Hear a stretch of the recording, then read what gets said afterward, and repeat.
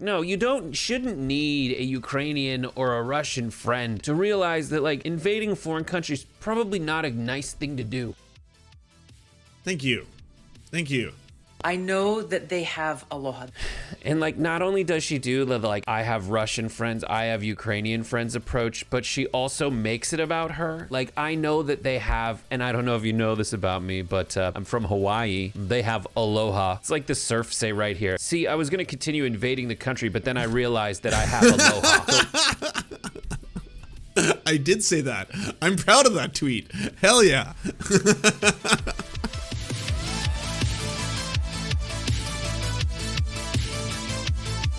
Is deciding to do her part with a tweet saying, as an effort to help people in Ukraine during the Ukraine invasion, I'll be having a sale on my OnlyFans at 50% off for everyone in Ukraine. Hashtag free Ukraine, hashtag praying for Ukraine.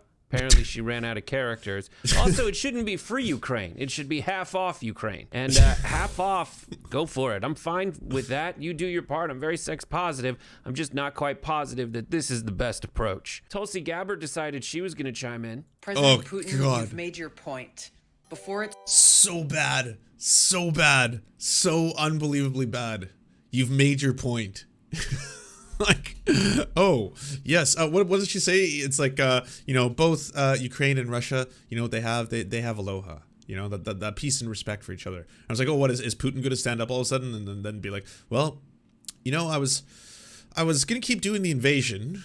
I was going to keep doing that. But then I realized I have aloha. So now I'm going to dial things back a bit. I'm really glad you sent this to me. Thank you, Tulsi. This is working out well. This is great. Also, you've made your point. It's a fucking war. What are you talking about? Like, what? Well, Putin, good show force, old chap. You know, maybe now's the time to, I don't know, dial it back a little bit. Just for me, Tulsi, your good friend. It's too late. Stop the attack now. I have both Ukrainian and Russian friends, and I know that they have aloha. They have respect and love for each other like brothers and sisters. It's clear that the Russian people and the Ukrainian people both just want to live in peace. So I implore you, end this assault now before it gets to the point of no return. Yeah, I don't disagree with the statement that the Ukrainian people and the Russian people most likely want peace. That seems to be the overwhelming consensus in the polls that we've seen so far. But Vladimir Putin does not. That's not what's happening right now. Like, what reality do you live in? I was just like, when I saw this for the first time, I was like, okay, someone saw the whole Putin's mom thing and had to one up it. Just had to go that extra mile. Like that one wasn't cringe enough. You know, you're watching that thing. It's like, Putin, if I was your mother, you would still be drinking from the breast. And you're like, okay, well, this is really fucking weird. But then Tulsi Gabbard sees that as a challenge. It's like, oh, I can one up that. I can out cringe the Putin if I was your mother video. Definitely. Putin's aloha donated $100. Thank you, Putin's aloha. And the suffering becomes unimaginable. There's a lot that's just super tone deaf about this. First of all, this right here. Putin, you've made your point. You've made your point. I don't know anyone who, after they've made their point and someone points out that they've made their point, they're like, oh, I should stop now. Also, like, are you at a Ramada? Is that what I'm seeing? I'm getting Ramada vibes here. Oh, yeah, of course you are. You're at CPAC. You're at the Ramada in fucking Orlando, Florida. Just chat. I haven't actually. Okay, we're going to finish this. I'm just very curious. CPAC, Tulsi Gabbard. I just want to hear what her opening words were. And, is there no video of it? Oh, yeah. Oh, she opened with aloha. It's the audio. Larry, and thanks Matt and Mercy, and just thanks all of you for your kind and warm welcome. You are making me feel right at home. It's weird because the time is like a half a second off between the left speaker and the right speaker, which is causing that weird sensation.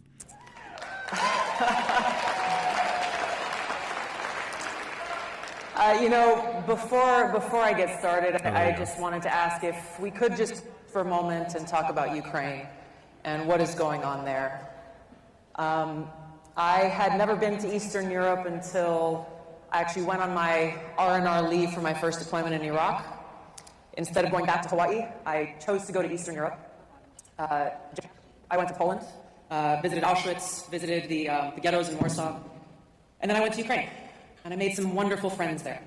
People who I became closer to as the years went on, and like so many people who are stuck in Ukraine right now. Many of them are stuck in Kyiv, others are trying to make their way to the border with Poland, afraid, worried for their loved ones, their husbands unable to leave. Clean up your room. And it's heartbreaking. It's heartbreaking to see this tragedy play out. So I just wanted to ask if we could just pause for a moment of silence and send our prayers for their safety and for their well-being. I gotta say, when Matt and I first spoke on the phone about my coming here, we both had a similar reaction to each other. Wait, that's it? That was oh, that's the entirety of your statement on the subject.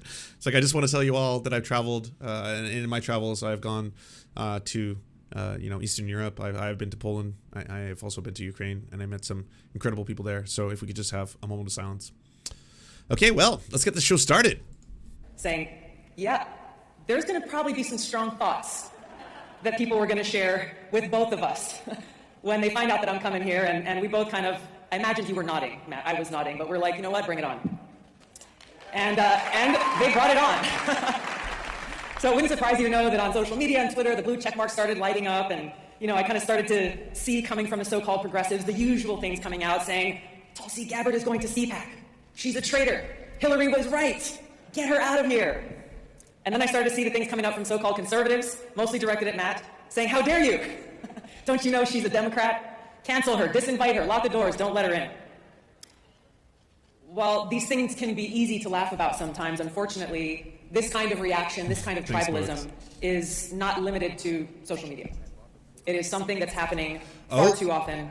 Cancel culture. All right, I'm going to go back to Brett. But yeah, right away I could tell. We're going to go into the, this is a pervasive problem. Canceling, right? And reject anyone who is not part of that tribe. Yep. But this kind of tribalism is dangerous, and it's emblematic of an erosion of a spiritual foundation in this country. It's emblematic of this lack of recognition that we're all God's children, that we are one nation under God. And knowing that inspires us. It inspires us to look within and find that fundamental respect and care that we. Everyone's heard the word aloha. Most people think it means hello and goodbye, but there's a reason why. Still talking about aloha. This spirit of aloha is actually what is at the heart of our Declaration of Independence. Okay, all right.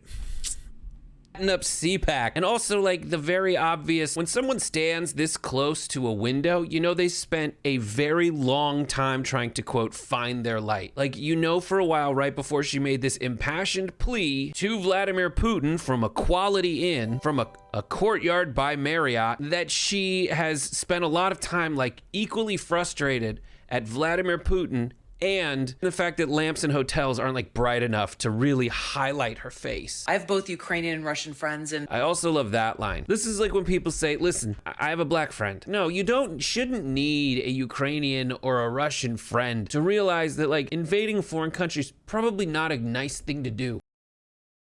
Thank you. Thank you. I know that they have aloha.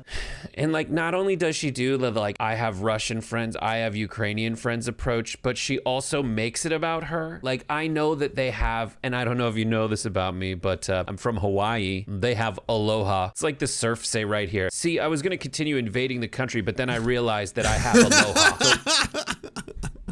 aloha. I did say that. I'm proud of that tweet. Hell yeah. I stopped. Great move, Tulsi. Michael Knowles, who is essentially the stooge that they have that hosts the podcast by Ted Cruz. He's just there to be Ted's fluffer, which is like the most disgusting thing in the world because like not even Heidi does that. In this wildly ratioed tweet, it just occurred to me that this is the first major war between He got ratioed for that? Hell yeah. civilized nations in my lifetime. Everybody says that when really all they mean is these are two white nations fighting. And it's like, the reason that it's crazy that white nations are fighting each other is because usually they just pick on brown nations. And that's the norm. And that should expose more about the white nations than it does about the brown nations. I'm done with this fucker. Usually if a kid is in a video about war, it's pretty powerful. This is powerful, but powerful at stimulating my gag reflex.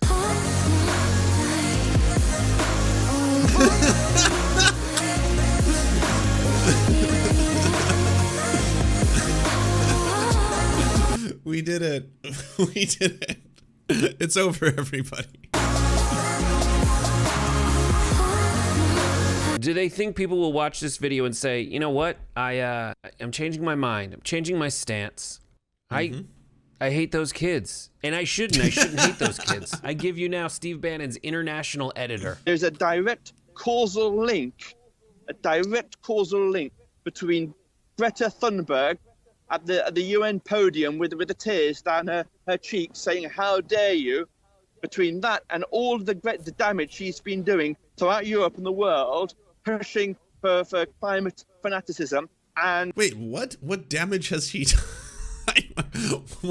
What major changes to the oil and gas industry has she achieved? Don't get me wrong, like, it's incredible what she does, and it's very, very powerful to have someone who's so outspoken and brave and says all these incredible things and gets in, like, makes the news, which is really important, and keeps pushing this issue back into focus.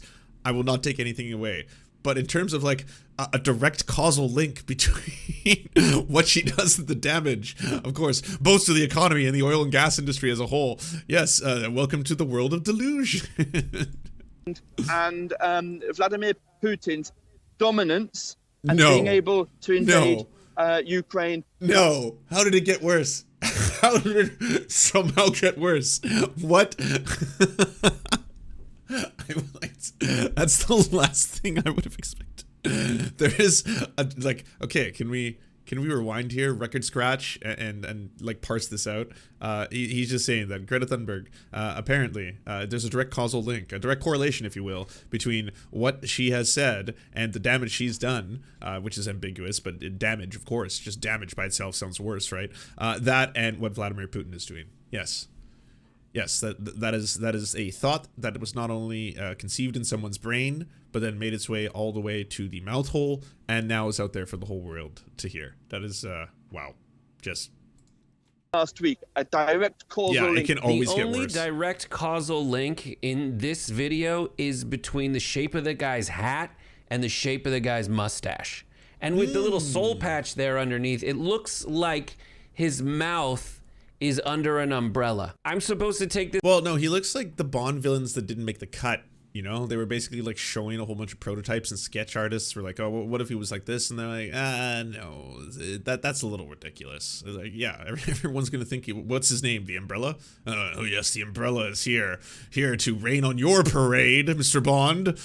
This guy seriously. Is he in Italy? I see an Italian flag. Why are you outside someplace Italian right now? What's happening? Yes, Greta Thunberg exists, and so does Ukraine. At the same time, mind you, it's a real thing.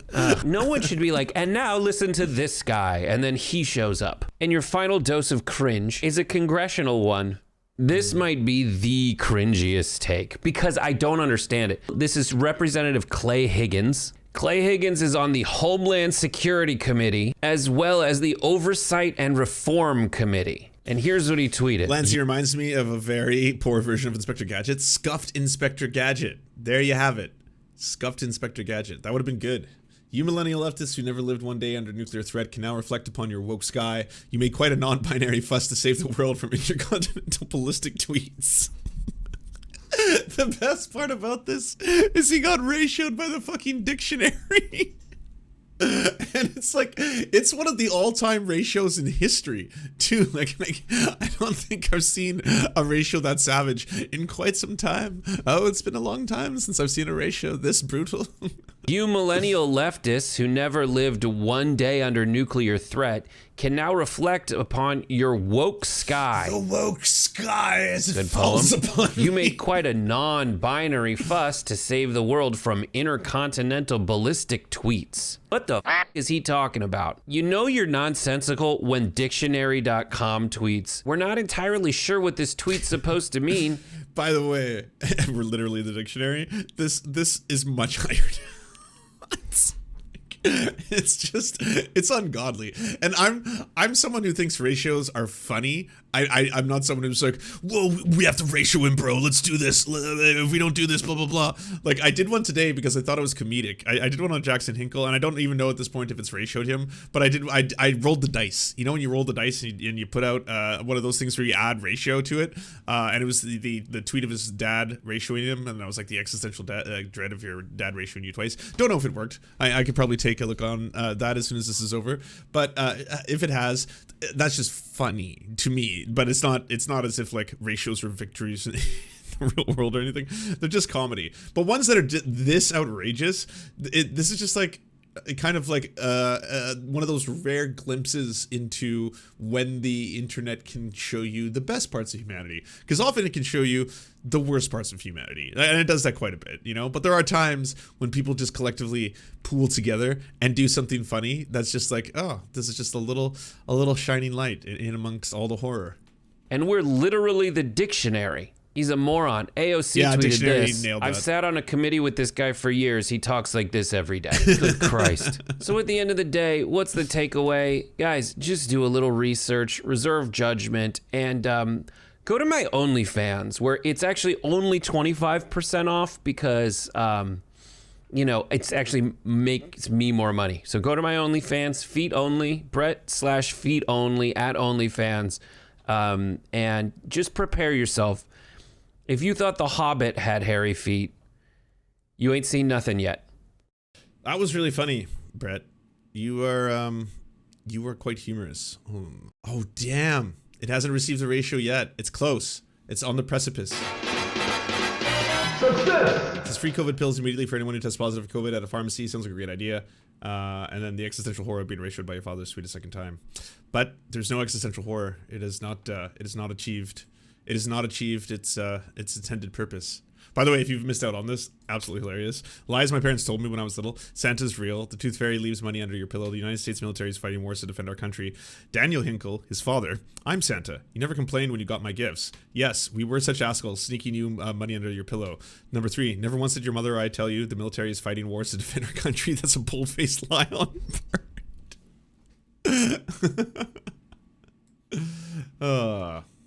Do you enjoy the Serfs but prefer not to have to use your eyeballs? Many are saying this. Well, we've got the solution for you. It's the Serf Times in podcast form, available on most major podcasting networks now. If you enjoy it, please consider leaving a good review and feedback, because it really helps the show out, apparently, and it's free, just like the podcast.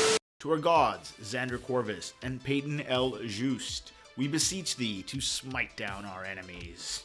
To our monarch, Tom Spiker, we are but your humble court jesters, here to amuse you. To our lords, Trevor R., we give thanks for this spit of land for us to eke out this meager existence. To our knights, Merid, Cheryl Alvarez, Ruby Kelly, Ellie Leslie, Alex P., Brandon, Words Greenwood, Nate, that one guy, Hagbird Celine, Matthew Scarborough, Stellar Vision, Ariane McCarthy, Daniel Sutton, Coulter Smith, Val 9000, Jenna Tall, Quiet 185, Anna Loves Riley, Omni, Riley and Anna, Poodlehawk, The Tim Caucus, Multimondi, Trevor Yanis, Lemmy 101, Anthropophojak, Saren 42, Catherine, Radical Maniac, Ramon Acosta, Nkosin, Violent Orchard, Sophie Baby, Political Puppy, Andreas Chiringuito, Zach Christensen, Josh Mickelson, Todd Buckingham, and Todd Lajeunesse. We raise our flag in a veil, and we salute you, our friends.